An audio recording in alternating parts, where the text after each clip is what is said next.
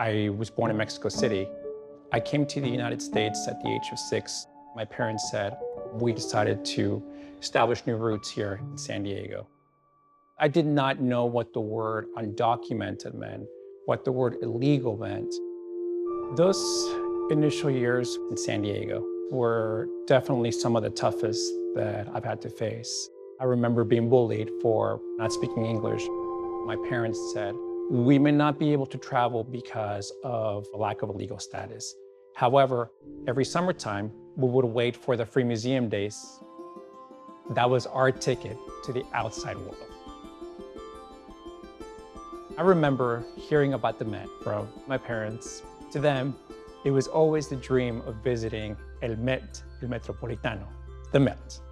They always described this place as a world unto itself. I had been living here in the United States for almost 25 years. I had gone through college.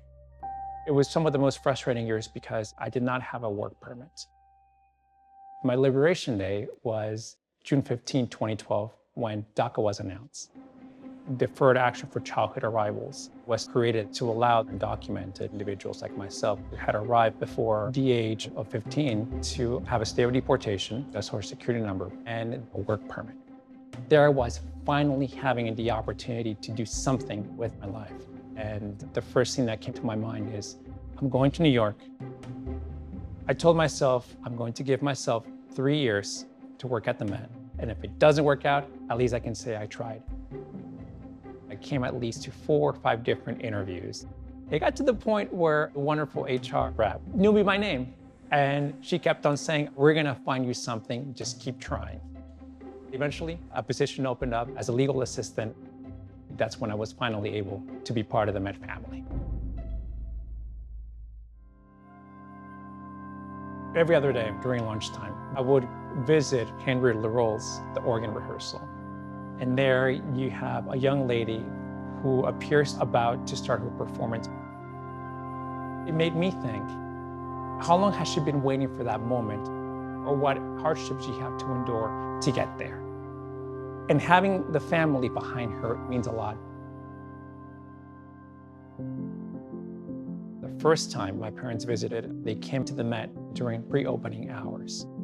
I remember walking up those steps with them, and my mother turning to me, crying and saying, it took you a whole lifetime for those few seconds it takes you to walk up those stairs every day. And that is one of my proudest moments.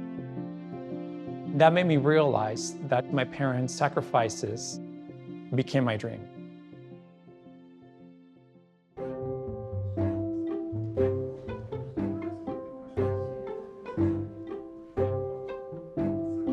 Every tattooer that comes to New York wants to go to the Met. When we're tattooing, we're influenced by anything we see, so it's a good inspiration for us. It didn't really become a lifeline until later. 2011 is when I found a lump. Found out it spread and was stage 4. I had a double mastectomy and hysterectomy. I've been on chemo since then, and I have about a 10-year survival rate. I was like on an island where nobody else could really understand what I was going through. It was just this day-to-day survival, trying to get used to things that nobody should have to get used to. The doctor suggested a support group, and it was all women in their mid to late 60s. I'm like realizing that they all have kids. Most of them aren't working. I have nothing in common. I remember I took off my sweater, and the lady next to me just leans over and she goes, isn't tattoo ink carcinogenic? The whole room was just staring at me, and I just took off. I have a doctor that's close to the Met.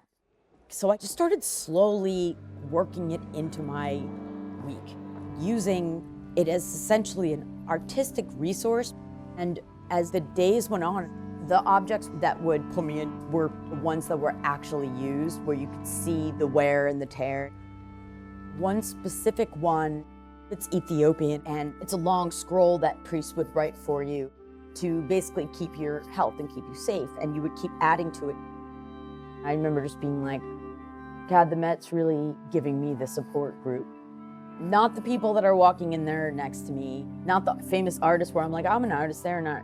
No, it was like the guy that carried the scroll around. I just want to be like, man, I hear you. Whoever had that felt exactly like I did. They were sick, they were scared, they didn't know what to do, and it got them through. I kept finding items that would be used for funerary practices in each culture and made a map for myself.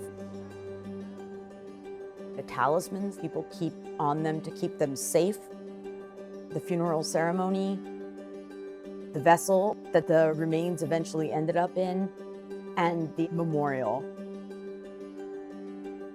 In the oceanic room, I found the Ozma body mask. Multiple people have crocheted it together. And when someone died, whoever puts on that body mask is the person that's supposed to assume the responsibilities and the privileges of the person that died. But during the funeral, whoever put that on would come and like party all night with everyone. And it was supposed to be the mingling of the living and the dead. It represented the dead, but not in a horrific way.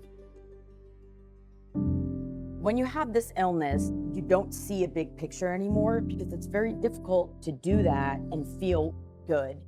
But what I'm going through, it's not new. People were dealing with this back then in those other cultures. And looking at these things at the Met, it gets you outside of yourself. If you can actually find that one thing, it ends up making a bigger picture of who you are. I've got a way to feel better if I need it. Because when I'm in the Met, I'm not alone.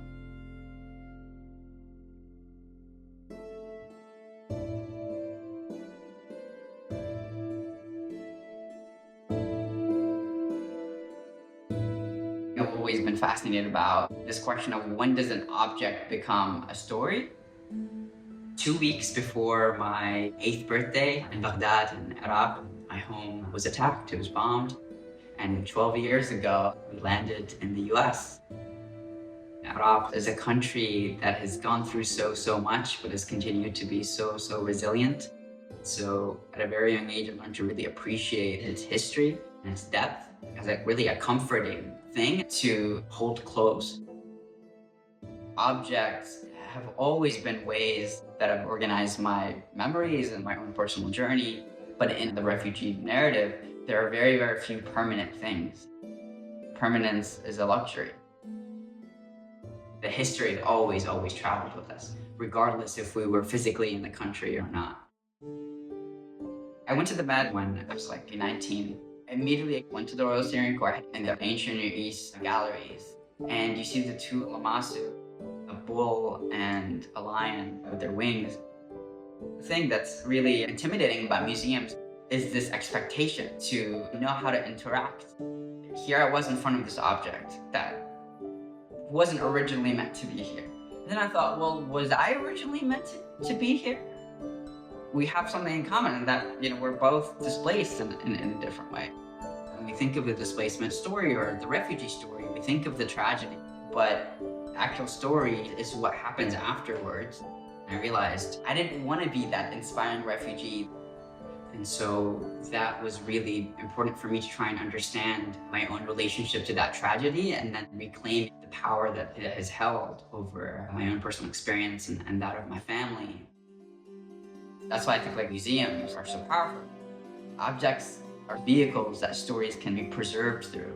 When you're seeing an object in a museum, you're seeing the history of the individual who created it, the history of the individual that interacted with it, and then all of the invisible tensions with how it got there in the first place.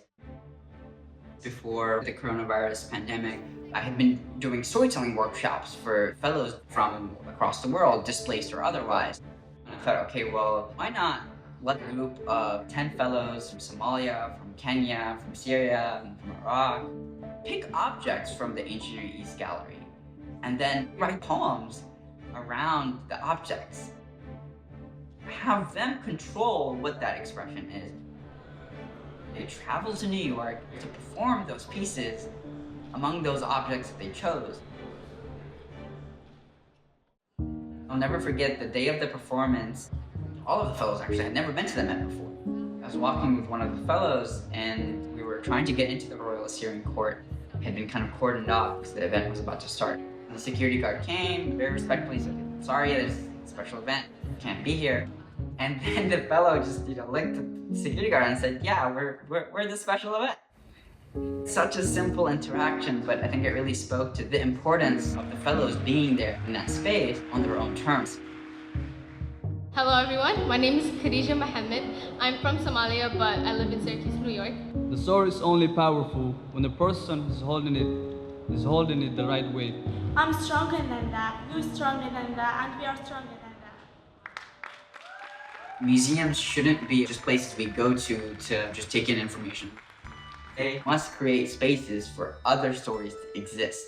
There must be something collaborative between the object, the individual, and the space that holds both of them.